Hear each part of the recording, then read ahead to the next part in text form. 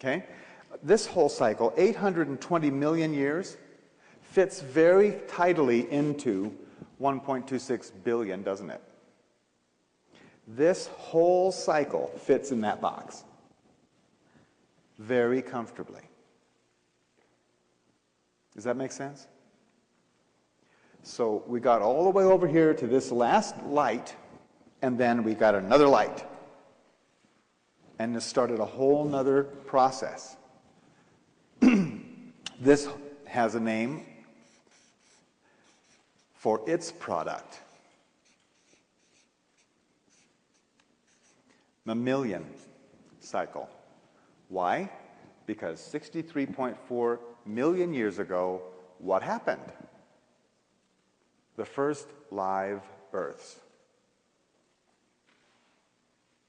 Now back here, right at this line, individual cells started clumping together for cooperation for better survival. And then they evolved stage by stage by stage into more and more complex organisms. And when you go to study this on your own, because we're not going to drag you through all the detail, or we might as well just talk about the book, you know. It's better for you to study the detail on your own. But you will find that all the developments of individual cells into shell life, into fishes, into reptiles, into birds, and finally into mammals and then us, all of that went stage by stage by stage. It's not a coincidence. We're on a schedule. And it's provable by the historic record, the paleontological record. You have the center right here. The mastodons and what's called the Bernage. Yeah. What is it again? Beringia? Beringia Center. And you can go and confirm this for yourself.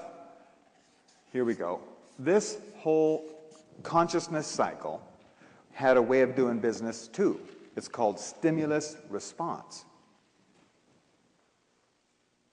All of this consciousness was building on a survival tool or a method called stimulus response. It's still working now. That's because we're still living in this 1.26 billion years. And those laws that were established then are still working. That's a level of consciousness, a foundation. Here, we built the consciousness of stimulus response and mammals. I see a whole lot of mammals out there. We're still living in this 63.4 million years. The next cycle started 41 million years ago. It's called the familiar cycle. Familial. It has to do with the families. Monkeys showed up 40 million years ago, right near the very beginning of this cycle. And what monkeys did is they brought along a consciousness, the consciousness of stimulus, individual response.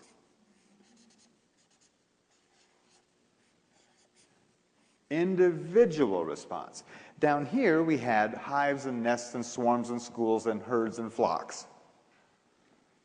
And you've seen enough wildlife to know if you startle them, the whole herd, boom, off like a shot, right? The whole school of fish, the whole pile of ants. It's all stimulus response, everybody goes.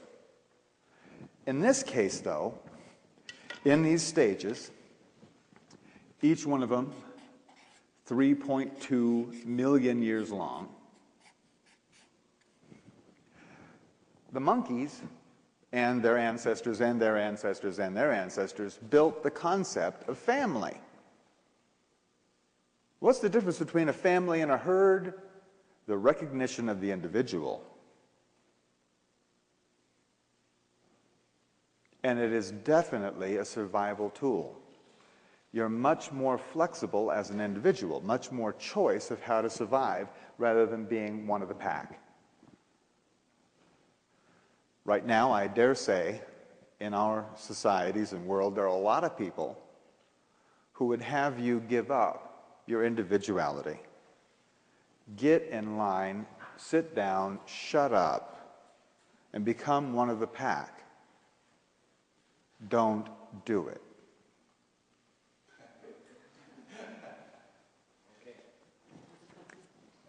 Creation has invested a lot into you attaining your individuality. Don't throw it away. Thanks. Okay, 2 million years ago, we started a new cycle. This is called the tribal cycle. Not so coincidentally, 2 million years ago, right at this line, Australopithecus showed up, the first tailless ape. A really distant ancestor of ours.